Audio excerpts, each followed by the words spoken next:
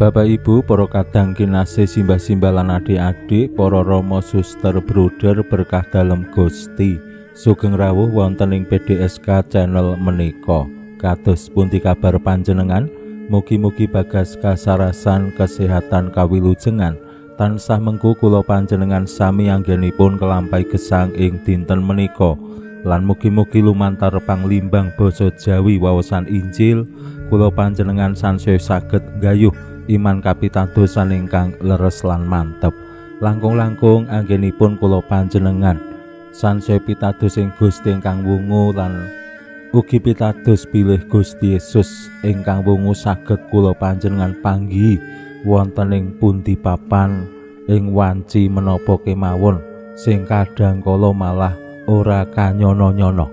Gusti Yesus ingkang wungu sampun ngatasi utawi boten winates ing badan jasmaniah utawi kadonyan, nanging sampun mulya lan luar saking sedaya winatesing kamanungsan. Dinten menika kula panjenengan mlebet ing dinten Selasa Oktav Paskah.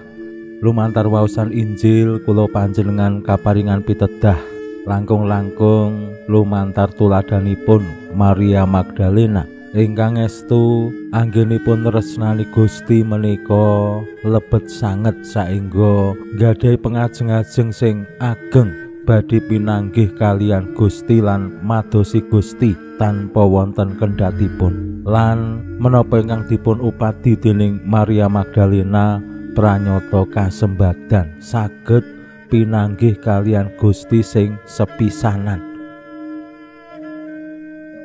Mila tumraping ibu-ibu para wanita ing pasaman suci menika yen digagas-gagas kadangkala langkung sregep tinimbang bapak-bapak.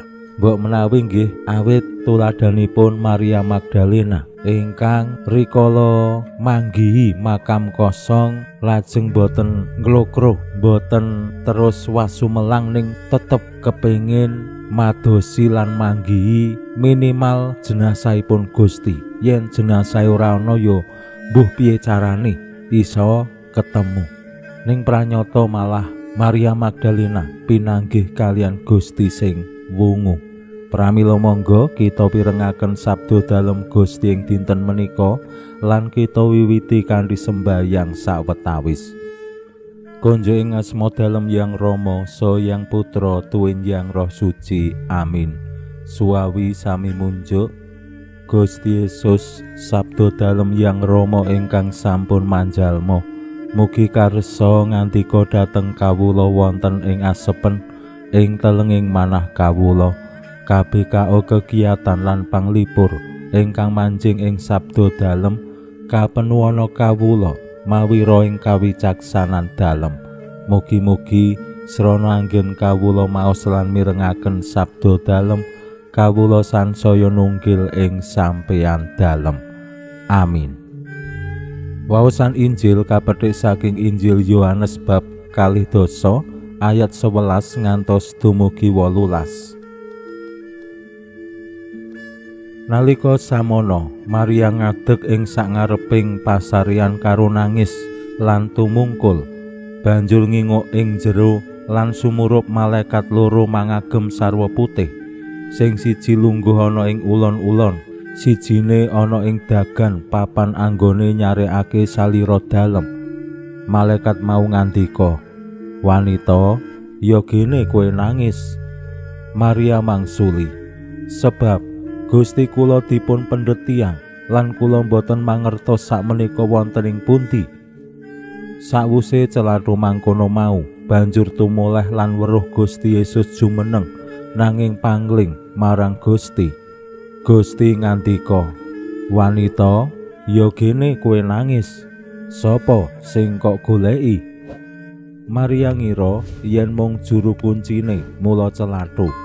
"Pak, Yen sampeyan sing mendhet mbok kula dipun cariosi dipun sukaaken wonten ing pundi, mangkih kula pendhetipun piyambak.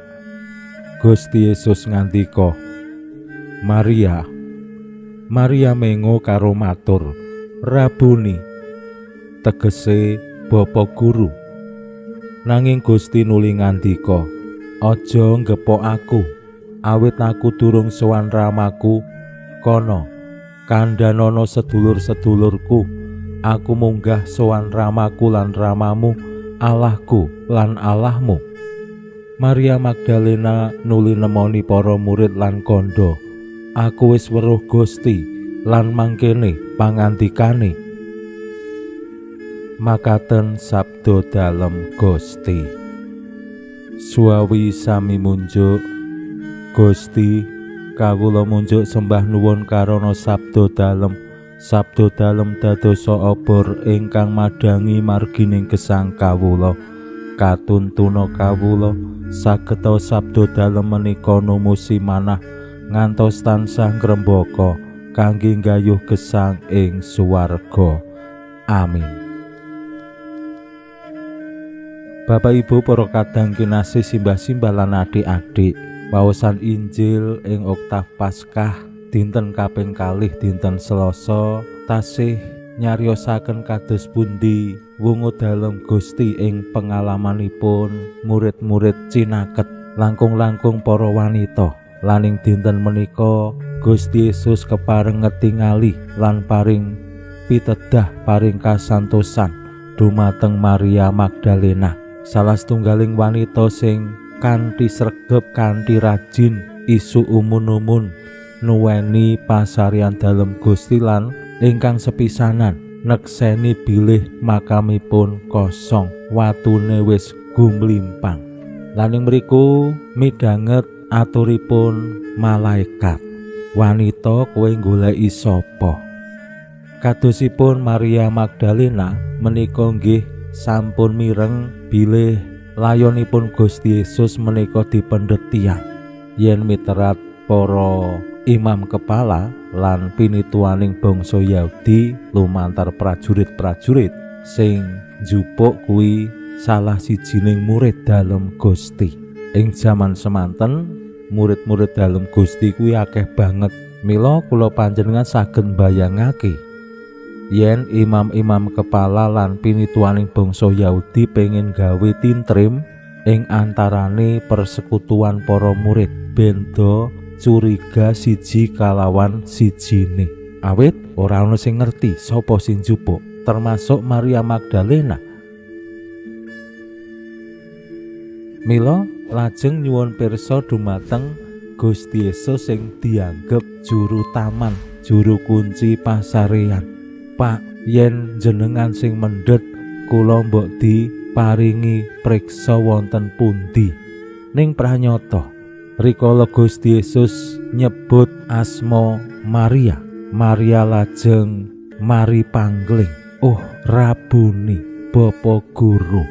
Menika dados tandha bilih Maria Magdalena ingkang madosi Gusti ing wiwitan menika niate madosi layonipun Gusti Yesus, ning pranyata malah pinanggih kalian Gusti Yesus sing wungu.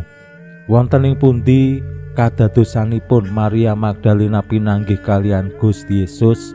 Ing lebet pasarean, menapa ing sakngajenging pasarean, menapa rikala sampun mlampah wangsul? Injil boten paring cariyos sing gumathok. Ateges Gusti Yesus saged dipanggihi wonten ing papan pundi kemawon yen kados Maria Magdalena awake dhewe gelem ngupadi berusaha pinanggih kalian Gusti. Mila sacara prinsip yen awake dhewe sembayang kuwi iso nang ngendi wae, lan ing papan-papan ngendi wae kuwi awake dhewe ya bisa pinanggih kalian Gusti Yesus. Bisa menika ateges ora mesti nggih saben nang ngendi terus sembayang ketemu Gusti Yesus, boten mesti gumantung niate awake dhewe. Tur ya gumantung ugi anggone awake dhewe sembayang kepriye. Mugi-mugi lumantar sabda dalem Gusti dinten menika kula panjenengan sansaya gentur anggenipun madosi Gusti lan terus bersiarah pinanggih kalian Gusti bikak manah ing pundi kemawon ing wanci menapa kemawon. Mugi Gusti kepareng manggi kula panjenengan sami.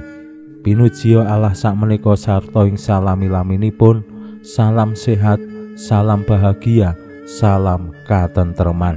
Lan mugi-mugi lumantar panglimbang dinten menika kula panjenengan tansah jinangkung ing berkah dalem Gusti ingkang Maha Kuwasa, Hyang Rama saha Hyang Putra tuwin Hyang Roh Suci. Amin.